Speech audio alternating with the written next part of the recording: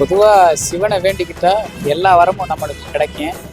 ஆனால் இந்த உத்திரவசமங்கை கோயிலில் வந்து வேண்டிக்கிட்டோம்னா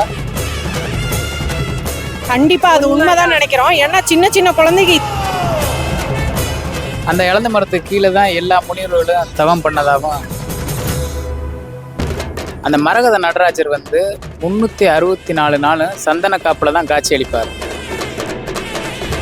அவரோட தரிசனம் கிடைச்சி ரொம்ப சந்தோஷமா இருந்தது. நல்ல தரிசனம் கிடைச்சி, சிறப்பான தரிசனம்.